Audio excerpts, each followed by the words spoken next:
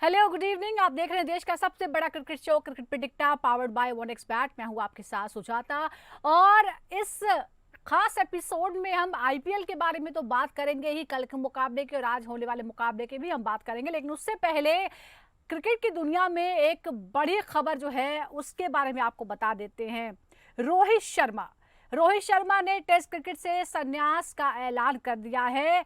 हालांकि कई दिनों से खबरें आ रही थी, पहले भी चर्चाएं हो रही थी कि वो कब तक खेलेंगे, वनडे कब तक खेलेंगे, टेस्ट कब तक खेलेंगे। चैंपियंस ट्रॉफी के दौरान भी इस बात की चर्चा हुई थी, लेकिन तब उन्होंने तमाम चीजों को खारिज किया था। पर कल शाम को अचानक उन्होंने टेस्ट क्रिकेट को अलविदा कहने का ऐलान कर दिया और उसके बाद तमाम जो उनके साथी हैं, जो उनके टीममेट्स हैं, उन्होंने भी उनके लिए संदेश दिया और तमाम जो फैंस हैं उनके जहन में कई सवाल भी खड़े हो गए कि आखिर ऐसे मौके पर यह फैसला क्यों लिया गया है।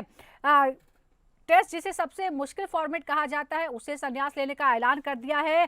वनडे वो खेलते रहेंगे और इससे ये उम्मीद भी है कि शायद वो वनडे पर फोकस करने के लिए ही उन्होंने ऐसा फैसला लिया है। वनडे वर्ल्ड कप वो खेलना चाहते हैं। इससे पहले T20 से संन्यास ले चुके हैं, टेस्ट को भी उन्होंने छोड़ दिया है। कुल मिलाकर 67 टेस्ट उन्होंने खेले, 4301 रन बनाए, 12 शतक, 18 अर्धशतक इसमें शामिल हैं। टेस्ट में उनका औसत रहा 40.57, यानी अब टीम को जब जब उनकी जरूरत टीम को पड़ी है तब तक उन्होंने मोर्चा संभाला। और ये भी आपको रिकॉर्ड बता दें कि कुल ऐसे 12 मैचेस हैं जहां उन्होंने जब भी सेंचुरी लगाई तो टीम इंडिया को जीत जरूर मिली है। तो एक बड़ा स्तंभ जो था टेस्ट क्रिकेट का भारतीय क्रिकेट में, अब वो टेस्ट क्रिकेट यानी व्हाइट जर्सी में रेड बॉल से खेलता हुआ नजर नहीं आएगा। लेकिन टाइमिंग को लेकर जो है वो बहुत सारी बातें उठी हैं और इसीलिए ये कहा जा रहा है कि ऐसा क्यों करना पड़ा। क्या कुछ समानताएं भी नजर आती है पुराने खिलाड़ियों के साथ? आखिर ये फैसला क्या किसी तरह के दबाव में लिया गया है, या ये अपने खेल में फोकस करने के लिए, वनडे पर फोकस करने के लिए, अपने खेल को सुधारने के लिए रोहित शर्मा का व्यक्तिगत फैसला है? और ये हम आपको रिकॉर्ड दिखा रहे हैं, जो तमाम बड़े बड़े रिकॉर्ड्स हैं रोहित शर्मा के, वो इस वक्त आप अपनी स्क्रीन पर देख सकते हैं। किस तरह से 177 रनों की पारी उन्होंने खेली वेस्ट इंडीज के खिलाफ, 111, फिर 102, 176, और ये वो तमाम मैचेस है। विदेशों में अगर हम बात करें तो 3 जो शतक उन्होंने लगाए थे उसमें भी टीम इंडिया को जीत हासिल हुई थी। हालांकि टेस्ट क्रिकेट में उनका जो डेब्यू था वो भी काफी लेट हुआ था, उस बात को भी लेकर, क्योंकि बड़ी बड़ी पारियां खेलने के लिए जाने जाते हैं रोहित शर्मा शुरुआत से ही, लेकिन उनके टेस्ट डेब्यू को भी कई साल लगे थे, तब जाके 2013 में उन्होंने डेब्यू किया था। और अब 67 मैचों के बाद उन्होंने अलविदा कह दिया है। लेकिन एक आखिरी मैच भी, यानी ये प्लान जो है वो नजर नहीं आ रहा है। तो हम आज के मुकाबले की बात करेंगे, कल मुकाबले की बात करेंगे, जिस तरह से सीएसके ने एग्जिट के बाद भी केकेआर पर जीत हासिल करके उसकी राहें मुश्किल कर दी है, उस पर भी हम बात करेंगे। लेकिन पहले इस संन्यास को लेकर, रिटायरमेंट को लेकर हम बात करते हैं। हमारे साथ 2 खास मेहमान जुड़ गए हैं। हमारे साथ है पूर्व अंतर्राष्ट्रीय और आईपीएल अंपायर अनिल चौधरी और सीनियर स्पोर्ट्स जर्नलिस्ट ताउज रिजवी। अनिल जी, हम रोहित शर्मा के बारे में, उनके संन्यास को लेकर चैंपियंस ट्रॉफी के दौरान भी बहुत सारी बातें उठी थी, फिर आईपीएल के शुरुआती दौर में जब उनका फॉर्म ठीक नहीं था तब भी बहुत चर्चाएं हुई। लेकिन टेस्ट क्रिकेट को लेकर जो ये ऐलान उनका हुआ है, क्या ये सडन है? क्या किसी तरह का दबाव है, नाराजगी है? क्या उन्हें प्रेशराइज किया गया? क्योंकि एक कंपैरिजन भी किया जा रहा है आर अश्विन के साथ उनका, कि उन्हीं के साथ भी ऐसा हुआ था। क्या आपको लगता है कि इंग्लैंड सीरीज के कप्तानी को लेकर कोई विवाद हुआ जिसकी वजह से यह फैसला लिया है रोहित शर्मा ने? नहीं, आई थिंक आप देखिए, अगर आईपीएल में भी आप देखें तो मेंटल फटीग बहुत होती है आजकल। क्रिकेट इतना होने लगा, इतने सारे फॉर्मेट हो गए हैं और वो आईपीएल में इम्पैक्ट प्लेयर आ रहे हैं। मतलब उन्हें शायद उन्हें थोड़ा रेस्ट चाहिए और उन्होंने कहा मैं एक ही फॉर्मेट पे फोकस करता हूँ। T20 पहले रिटायर कर चुके हैं, टेस्ट मैच अब किया, आई थिंक वनडे वो फोकस करना चाहते हैं।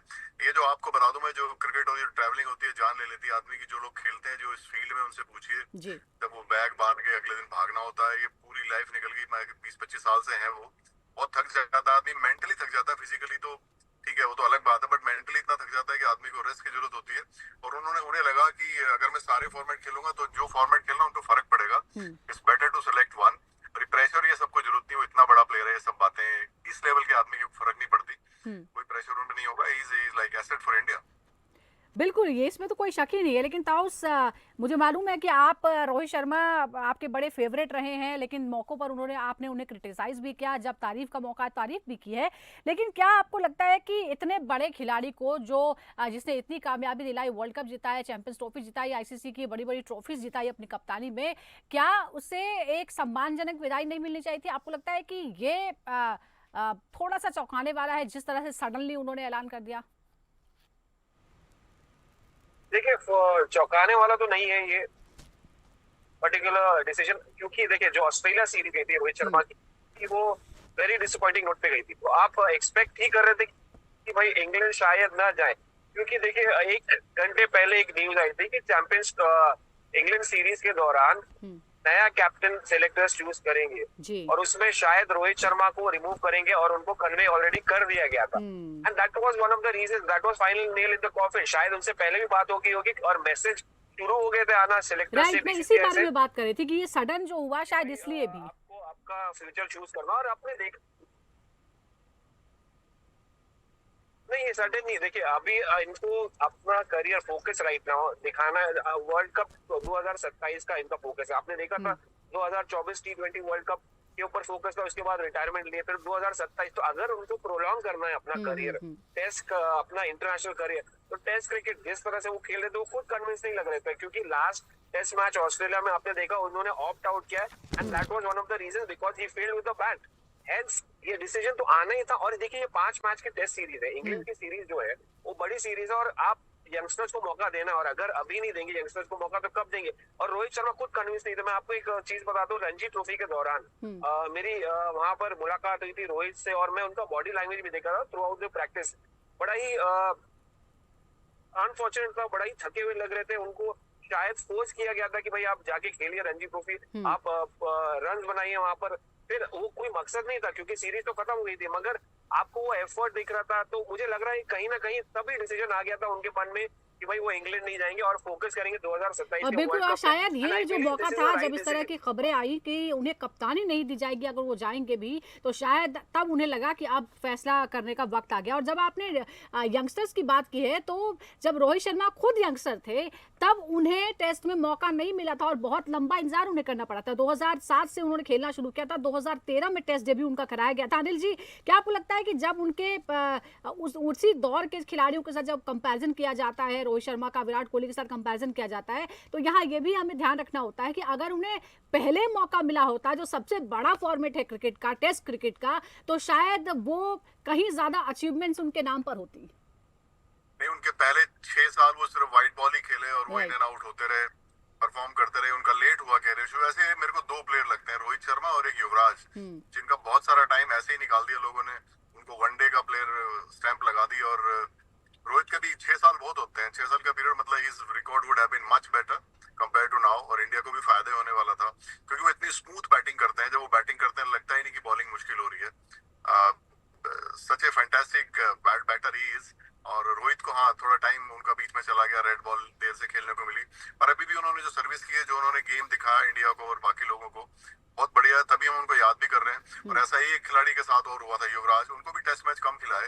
ये 2 खिलाड़ी ऐसे हैं जिनका काफी टाइम पता नहीं क्यों टेस्ट मैच लेट खिलाया इनको। बिल्कुल, क्यों खिलाया ये तो वही जवाब दे सकते हैं जिन्होंने खिलाया है। लेकिन अब क्या है, अब हमें भविष्य की तरफ देखना होगा। ताउस, आपको लगता है जब हमारे टॉप ऑर्डर पे ये जगह खाली होती है, कप्तान की भी और साथ ही टॉप ऑर्डर बल्लेबाज की भी, युवा खिलाड़ियों में कौन आपको लगता है जो टेस्ट में रोहित शर्मा की जगह ले सकता है? साई सुदर्शन।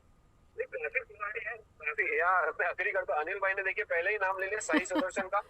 देखिए सिर्फ साई सुदर्शन नहीं, बहुत सारे खिलाड़ी हैं जो रिप्लेस कर सकते हैं। देखिए रोहित शर्मा को रिप्लेस करना बड़ा ही मुश्किल है, एक बड़ा प्लेयर है, मगर मैं बिलीव करता हूँ रोहित ने अपना टेस्ट पोटेंशियल है ना वो रियलाइज नहीं किया अनफॉर्चुनेटली। चाहे आप लीव डेब्यू करें या जब उनको डेब्यू मिलने वाला था उनकी इंजरी हो गई थी, बांग्लादेश में पैर पेस्ट हो गया था। तो कहीं ना कहीं देखिए उनके साथ किस्मत नहीं रही है रेड बॉल क्रिकेट को लेकर, बट ओडीआई क्रिकेट में उन्होंने या व्हाइट बॉल क्रिकेट में उन्होंने अपना काफी नाम बना लिया है, काफी स्टेटस अचीव कर लिया, इसलिए हम उनकी बात कर रहे हैं। रेड बॉल क्रिकेट की बात करेंगे तो उनका विराट कोहली के आधा करियर भी नहीं रहा है। तो eight the and I think he will be happy with what ever opportunities he got, क्योंकि बहुत सारे लोगों को टैलेंटेड होने के बाद भी अपॉर्चुनिटीज नहीं मिलती है, तो उनको उन जैसे टैलेंट को जो भी मौका मिला उन्होंने परफॉर्म किया, डिलीवर किया। He could have been the greatest अगर वो थोड़ा अपने पोटेंशियल के ऊपर रियलाइज करते, थोड़ा जल्दी मौका मिलता। But at the end late देर आए दुरुस्त है। बट अगर आप देखेंगे फ्यूचर तो डेफिनेटली बहुत यंगस्टर्स आ रहे हैं, बहुत सारे यंगस्टर्स हैं अपकमिंग है। साई सुदर्शन पहले ही नाम ले लिया आपने, किस तरह से व्हाइट बॉल या रेड बॉल क्रिकेट खेलते हैं, मेंटली स्ट्रांग है। फिर और भी प्लेयर है, शुभमन गिल तो अब देखिए ना, शुभमन गिल कप्तानी भी शायद करने लगे, बहुत सारा स्पेकुलेशन भी आना शुरू हो गए। We shouldn't be worried about कि यार कौन रिप्लेस करेगा। बिल्कुल लगभग तय माना जा रहा है कि बुमराह की इंजरी को का कंसर्न है और इसलिए शायद शुभमन गिल को ही ये मौका मिल सकता है। वाइस कैप्टन वो ऑलरेडी है ही। अनिल जी, एक रोहित शर्मा के बारे में एक और सवाल है कि अब जब उन्होंने दो अलग फॉर्मेट छोड़ दिए हैं, सबसे छोटा और सबसे बड़ा फॉर्मेट छोड़ दिया है, वो फोकस करना चाहते हैं वनडे पर, ऐसा हमें लग रहा है कि शायद इसलिए फैसला लिया है। 2000 अगर हम 27 की बात करेंगे तो लगभग 40 साल के तब वो हो जाएंगे। आपको अब हम कंफर्म ये माने कि कम से कम वर्ल्ड कप तक रोहित शर्मा बने रहेंगे, अब इसके बाद कोई स्पेकुलेशन नहीं होगी? उनको एक तो ये सबके लिए डोमेस्टिक खेलना होगा, बिकॉज अगर आप कॉम्पिटिटिव क्रिकेट नहीं खेल रहे हैं तो आप इंटरनेशनल लेवल पे खेलना बहुत मुश्किल होता है। आप कितनी प्रैक्टिस कीजिए, डोमेस्टिक इंडिया का वैसे भी स्टैंडर्ड बहुत हाई है हमारा, तो वो डोमेस्टिक खेलें और yes he can always contribute. और 50 ओवर की आजकल बहुत कम प्लेयर हम पे बचे हैं, ये भी ध्यान रखिए, क्योंकि काफी लोग अभी T20 फॉर्मेट में रहने लगे। तो you need 2-3 players like Virat Kohli, Rohit Sharma, जो गेम को पूरा लेके जाएं। क्योंकि आप देख रहे हैं टीमें हमारी T20 में ही 20 ओवर से पहले आउट हो रही है, आप देखिए आईपीएल में। तो आपको ऐसे प्लेयर चाहिए जो 50 ओवर के, क्योंकि आदत नहीं रही लोगों को ना देखने की ना खेलने की। बिल्कुल, T20 के ज़माने में सब फटाफट हो रहा है, लेकिन अभी भी जो क्लास क्रिकेट है वो टेस्ट में देखा जाता है और इसीलिए हम इतनी सारी चर्चाएं करते हैं। और उसके लिए हमें ऐसे खिलाड़ियों की ज़रूरत है जिनमें क्लास भी हो और इंड्योरेंस भी हो, कि वो लंबे समय तक यानी 4-5 दिन तक जो है वो टिके रहने का कमाल भी दिखा पाए, जैसा कि हमारे कुछ खिलाड़ियों ने किया है। राहुल द्रविड़ जैसे ऐसे खिलाड़ी भी हैं। चलिए अब हम बात करते हैं आईपीएल की, और आईपीएल में बीती शाम को फिर एक बार जो 7 नंबर था वो सीएसके और महेंद्र सिंह धोनी के लिए लकी साबित हुआ। और जो टीम पहले एग्जिट कर चुके हैं, जो लगातार हार रही है, उसने बड़े क्रूशियल मौके पर खेल खराब कर दिया केकेआर का। 2 विकेट से 2 बॉल शेष रहते ये जीत हासिल की है सीएसके ने। और इसी के साथ, क्योंकि सीएसके को इससे कोई फायदा नहीं मिलने वाला था, लेकिन केकेआर का नुकसान बहुत हो गया है। केकेआर के लिए अब राहें बहुत मुश्किल है आगे बढ़ने की। तो ये आपको बता दें, इस जीत के साथ ही महेंद्र सिंह धोनी ने एक नया रिकॉर्ड अपने नाम कर लिया है।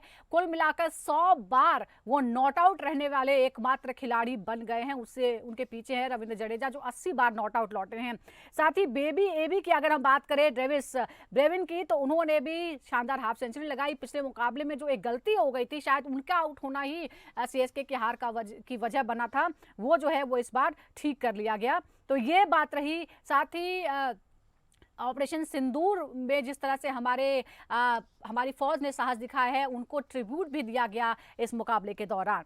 तो ये बात रही कल के मुकाबले की। आज जो मुकाबला है वो है Punjab Kings versus Delhi Capitals. Delhi Capitals ने शानदार खेल की शुरुआत की थी, हालांकि फिलहाल वो थोड़ी सी मुश्किल में पड़ी हुई है और इसीलिए उसको ये मैच जीतना बहुत ज़्यादा ज़रूरी है। जबकि पंजाब जो है वो थोड़े से ठीक फॉर्म में नजर आ रही है। हालांकि दोनों ही जो टीमें हैं वो बारिश की वजह से एक मैच उनका रद्द हुआ है, इसीलिए सिर्फ एक पॉइंट ही उन्हें उन मैचेस में मिला था। कुल मिलाकर अगर हम आमना सामना देखें, 33 बार आमने सामने आई है, पंजाब ने 17 बार और दिल्ली ने 16 बार ये मुकाबले जीते हैं। पंजाब के घरेलू मैदान धर्मशाला में ये मुकाबला आज होने वाला है और इसीलिए थोड़ी सी बढ़त जो है वो नजर आ सकती है।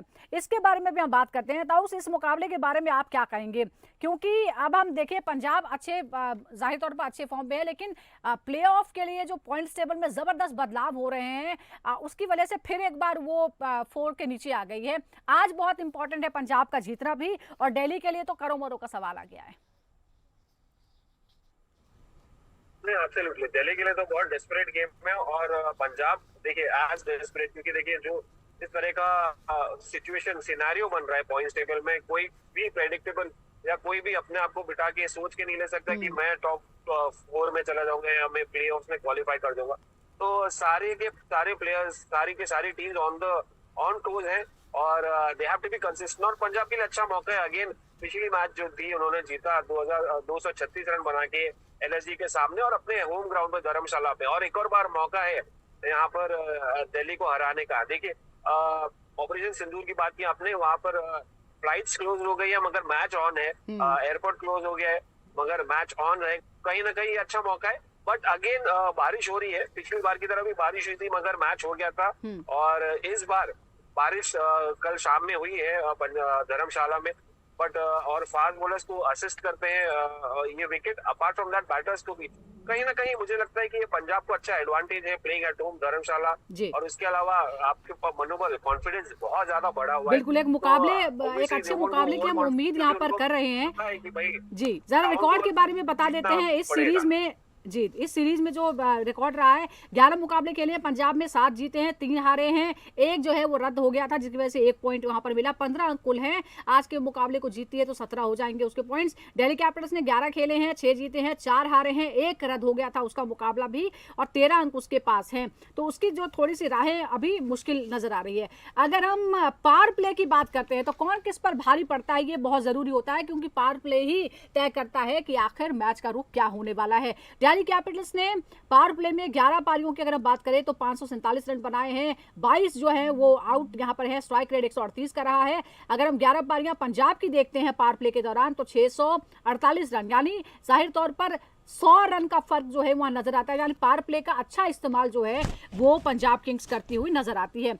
अगर हम इसी दौरान बाउंड्री की तुलना करते हैं तो दिल्ली कैपिटल्स ने 69 चौके लगाए हैं, छक्के 18, 72 चौके पंजाब किंग्स ने और छक्के 34 लगाए हैं। छक्कों के मामले में डबल लगभग यहाँ पे नजर आती है। तो ये रिकॉर्ड हम दिखा रहे हैं। डेथ ओवर की भी हम बात कर लेते हैं तो दिल्ली कैपिटल्स ने डेथ ओवर्स में 35 चौके 19 छक्के लगाए हैं, तो पंजाब ने 30 चौके और 22 छक्के लगाए हैं। ये बहुत सारा डेटा है और बहुत ही बारीकी से इसे तैयार किया गया है, इसीलिए हम कोशिश करते हैं कि एक एक बॉल का एनालिसिस जो है अपने दर्शकों के पास लेकर आए। अनिल जी, अब हम देख रहे हैं कि शुरुआत के जो 5 मुकाबले हैं वो दिल्ली कैपिटल्स ने जीते और टॉप पर वो बनी हुई थी और लग रहा था कि दिल्ली कैपिटल्स इस बार ट्रॉफी उठाकर ही मानेगी। उसके बाद फिर से लड़खड़ा गई है दिल्ली कैपिटल्स और आज हालात ये हैं कि फिर से अब वो प्लेऑफ में जाएगी या नहीं जाएगी, उसके लिए उसे बहुत ज्यादा जोर लगाना पड़ेगा। क्या रीजन आप मानते हैं वो जो गड़बड़ शुरू हुई है वो किन वजहों से हुई है? एक तो देखिए उन्होंने कुछ मैचेस फिनिश बहुत खराब किए। उनके 2 या 3 मैच ऐसे हैं जो आराम से जीत रहे थे, बाद में एक मैच में रन आउट हो गए 3 लोग और भी बाद में फिनिश नहीं किया। और केएल राहुल पिछले 2-3 मैच से वो बात मतलब जो जिस काम के लिए जैसे शुरू किया था वो नहीं हो रहा। ऊपर से पिछले 2 मैचेस में आपके करुण नायर भी आउट हो गए, तो बैटिंग ही उनको प्रॉब्लम कर रही है। एक मैच तो उनको स्टार्क ने जिता के दे दिया, वो जो पावर सुपर ओवर वाली, तो वो मैच भी गड़बड़ हो गया था जो राजस्थान से था। तो यही रीजन है कि वो एज ए टीम थोड़ा गड़बड़ा गए पिछले कुछ मैचेस में, और ये शुरू हुआ है जब से वो रनआउट वाला मैच वो हारे हैं। उसके बाद से दिल्ली थोड़ी डिफरेंट हो गई, प्रेशर में आ गई। नहीं तो द वे दे स्टार्टेड हमें लग रहा था कि वो तो फाइनली खेलेंगे, और अभी तो प्लेऑफ की रेस बहुत मुश्किल हो गई है। और अगर आप बहुत ब्लंट उसमें पूछे तो मेरे को तो बहुत मुश्किल लग रहा है कि दिल्ली अब प्लेऑफ में जाएगी। ये बात सुनकर दिल्ली के फैंस बड़े निराश हुए होंगे, लेकिन जो मैंने अभी आंकड़े बताए हैं ताऊ साहब, ये देखिए पंजाब ने 72 चौके और 34 छक्के लगाए हैं, दिल्ली कैपिटल्स से कहीं ज्यादा वो कंपैरिजन में नजर आता है। खासतौर पर पावर प्ले में जो है वो बहुत बढ़िया खेल पंजाब ने दिखाया है और इसमें सबसे बड़ा जो योगदान है वो ओपनिंग पेयर जो है प्रभसिमरन और प्रियांश आर्या का है। हमने ये देखा है कि जिस दिन ये दोनों 40-45 के पास जाते हैं वो मैच जो है वो पंजाब ही जीतती है। क्या आपको लगता है कि ये सबसे क्रूशियल है, ये जोड़े भी और पावर प्ले में परफॉर्मेंस भी? One of the reasons why Delhi Punjab have been so successful, एक बहुत बड़ा रीजन है ये दोनों को लाइसेंस मिल गया है। ऑल गन्स ब्लेजिंग जाके अपना गेम दिखाओ, नेचुरल खेलो, एक्सप्रेस करो अपने आप को, और जिस तरह से ये दोनों ने किया है प्रभसिमरन और प्रियांश आर्या ने, इम्प्रेसिव, वेरी वेरी इम्प्रेसिव। और जिस तरह करते आ रहे हैं, आई मीन आई थिंक अब कोई स्ट्रैटेजी चेंज नहीं होनी चाहिए और उनको कंसिस्टेंटली लाइसेंस देना चाहिए कि भाई आप अपना नेचुरल गेम दिखाओ, और वही किया है। You know what, one of the reasons जो इनका फेलियर कर रहा है दिल्ली कैपिटल्स का, कि उन्होंने 6 बार अपने ओपनिंग पेयर्स को चेंज किया है। और केएल राहुल नाम लिए अनिल भाई ने, केएल राहुल की इन लीडर स्टेजेस में इनकंसिस्टेंसी, रन्स नहीं हुए, तो कहीं ना कहीं मुझे लगता है कि पंजाब का जो टॉप ऑर्डर जो आपने 32 चौके गिनाए और 36 छक्के गिनाए हैं, इसमें यही रीजन है कि ये दोनों ओपनिंग पेयर और Shreyas Iyer at number 3, Shreyas Iyer at number 3, they have been fantastic. And इससे बड़ा क्रेडिट मुझे लगता है कोई है नहीं, बट ओवरऑल समवेयर और दी अदर इनको काम करना पड़ेगा। अच्छा, तो ये सबसे बड़ा अपने फर्क bowling जो है पे। हमने यहीं पर ओपनिंग पेयर पे ही देख लिया है कि एक बार बार चेंज कर रहा है और एक ने पूरी तरह से छूट दे दी है कि पूरे भरोसे के साथ जो है वो ओपनिंग कर रहे हैं। काम अनिल करना जी, पड़ेगा अपने बॉलिंग पे। जी, काम करना पड़ेगा बॉलिंग पर। अनिल जी, क्या आपको लगता है कि इस मुकाबले में कोई गेंदबाज जो है वो एक्स्ट्रा खिलाना पड़ सकता है पंजाब को? क्या आप लगता है कि ये सही रहेगा दबाव बनाने के लिए? देखिए, जो जो धर्मशाला की पिच है और जो कंडीशंस है, मुझे पिछली बार लगा था कि बॉलिंग फ्रेंडली होगी, लेकिन रन वहां तो 200 प्लस बने जी। और बिल्कुल ही पिच अलग खेली। तो लेकिन किसको खिलाएंगे? स्टॉनिश है उनके पास जो बैटिंग बॉलिंग दोनों कर लेते हैं। मेरे को लगता नहीं, क्योंकि बैटिंग कमजोर कोई नहीं करेगा अब ये, क्योंकि बैटिंग डोमिनेटेड मैच होने वाला है इसमें। अब ये मैच नेट रन रेट का चक्कर भी रहेगा, तो मुझे लगता नहीं कि वो एक्स्ट्रा बॉलर ये खिलाएंगे। तो इनके पास वो अर्शदीप हो गया आपका, वो टॉल बॉलर है जो जॉनसन, वो हो गए, और स्टॉनिश है ना जो इनका वो करेगा। मुझे लगता नहीं अफगानिस्तानी बॉलर खिलाएंगे, क्योंकि जो पिच पिछली बार खेली वो अनलाइक धर्मशाला खेली, वो एकदम बैटिंग की तरह थी, और आई डाउट कि कोई चेंज करेंगे कुछ। और आज भी कंडीशन लगभग ऐसी है, वेदर भी एक ही जैसा यहाँ पर लग रहा है। यहाँ पर एक और सवाल यहाँ ये बनता है कि क्योंकि अपना मैदान है, यानी धर्मशाला का जो होम ग्राउंड है वो पंजाब का होम ग्राउंड है, यहाँ पर जो 14 मुकाबले खेले गए उसमें 9 बार पहली बल्लेबाजी करने वाली टीम जीती है। क्या इस बार टॉस जीतने में ये निर्णायक भूमिका होगी या फिर यहाँ चेस करना ही ठीक रहेगा? देखिए, अगर ये बारिश वाली बात आ गई, हाँ। तो फिर कोई भी टीम पहले खेलना नहीं चाहेगी। और हालांकि अगर बारिश का मौसम होता है और बादल होते हैं तो ड्यू नहीं आती, ये भी एक बात है। तो मुझे लगता है टीम बाद में ही खेलना चाहेंगी जो भी खेले, क्योंकि रात को ठीक है थोड़ा स्विंग हो सकता है, वो 4 ओवर तो वैसे भी होते हैं नई बॉल से। चेज करना is much much better, because आप कंडीशंस का पता होता है, और बारिश वाले मैच में तो चेज करना हमेशा बेटर है, क्योंकि आपका डीएल मेथड पिक्चर में आ जाता है, आपके ओवर कट हो जाते हैं, आपका विकेट ज्यादा होती है, वो एडवांटेज रहता है। मेरे ख्याल अगर रेन का थोड़ा भी इफेक्ट है तो बाद में बैटिंग करनी चाहिए, क्योंकि जो टीम पहले खेलेगी थोड़ी पिच में डैम्पनेस होगी। बिल्कुल, एक बार जरा आंकड़े भी दिखा देते हैं। जब हमने ओपनर्स की बात की थी तो प्रभसिमरन सिंह 447, श्रेयस अय्यर, प्रियांश आर्या की बात करें तो 347 रन उन्होंने बनाया। श्रेयस अय्यर जो है 405 रन वो बना चुके हैं। केएल राहुल इधर डीसी की तरफ से 381, अभिषेक परोल 262 और स्टब्स की बात करें तो 259 रन उन्होंने बनाए हैं। जाहिर तौर पर यहाँ पे आंकड़ा जो है और फर्क साफ दिखता है। अब हम जरा बैटर्स पर भी नजर डाल लेते हैं। श्रेयस अय्यर बनाम कुलदीप यादव की जो बैटल हमारे सामने, 42 गेंदे हैं, 64 रन, 2 बार आउट, 8 डॉट बॉल्स, 2 चौके, 4 छक्के जो हैं वो यहाँ पर लगे हैं।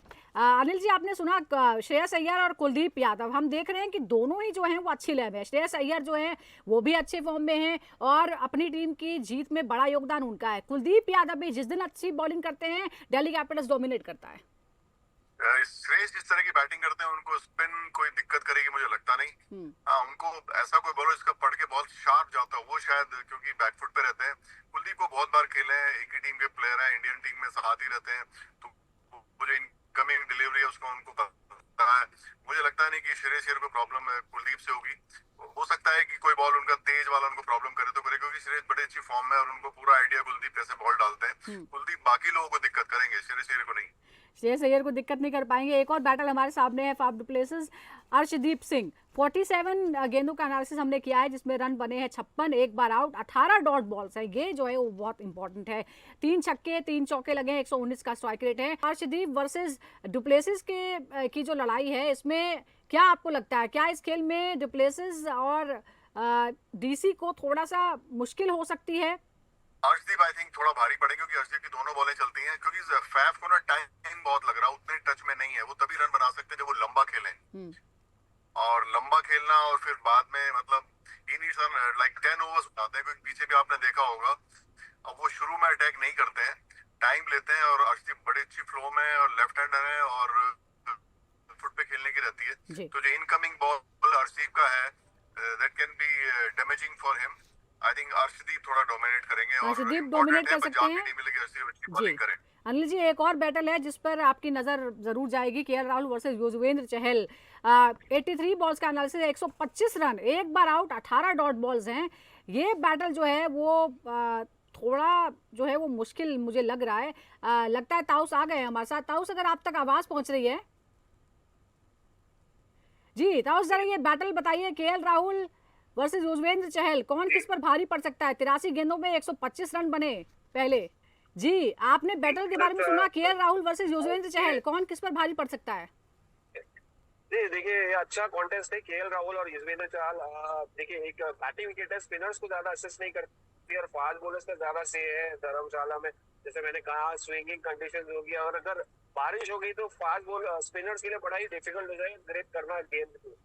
केएल राहुल और माइंड यू, पिछली मैच में 200 के ऊपर पार गई थी पंजाब, मतलब ये विकेट बल्लेबाजों के लिए भी बहुत अच्छी है।